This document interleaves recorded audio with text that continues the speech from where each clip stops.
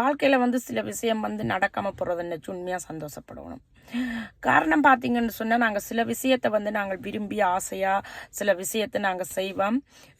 செய்யும்போது எங்களுக்கு அது எங்களுக்கு கிடைக்காம போகலாம், அல்லது அதை நாங்கள் விரும்பி செய்யும்போது எங்களுக்கு அது ஏதோ ஒரு சந்தர்ப்பத்தில் கிடைக்காம போயிருக்கலாம். கிடைக்காம போகும்போது அந்த டைமில் வந்து நாங்கள் உண்மையாக சரியாக நோகடிக்கப்படுவோம். நாங்கள் அதை என்னத்துக்கு நாங்கள் எங்களுக்கு கிடைக்காம போனது அப்படின்றலாம் நாங்கள் சரியாக கவலைப்படுவோம்.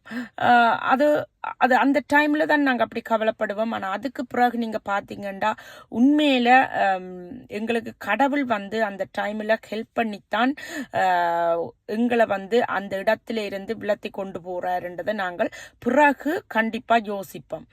இந்த பிரச்சனை வந்து இதுக்காக வேண்டித்தான் வந்திருக்குது, இதால தான் கடவுள் வந்து எங்களை வந்து இந்த இடத்துல இருந்து இது உனக்கு கிடைக்கக்கூடாதுன்னு சொல்லி வேற நல்ல இடத்துக்கு கொண்டு போகிறாருன்றதை நாங்கள் பிறகுதான் நாங்கள் அதை உணரக்கூடிய மாதிரி இருக்கு. அந்த பிரச்சனை வரும்போது நாங்கள் அதிலிருந்து நாங்கள் மீண்டு வந்து நாங்கள் எங்களோட மனசுல யோசிக்க வேணும், எல்லாம் நன்மைக்குத்தான் என்றதை நாங்கள் யோசிச்சமா இருந்தா எல்லாம் நாங்கள் சிம்பிளாவே நினைச்சு கொண்டு போவோம். எல்லாத்தையும் பாசிட்டிவா எடுக்க வேணும், நெகட்டிவா எடுக்காம பாசிட்டிவா எடுத்துக்கொண்டு போகும்போது எங்களோட லைஃப் நல்லதா அமையும். இன்றைய நாள் இனிய நாளாக அமைய வாழ்த்துக்கள்.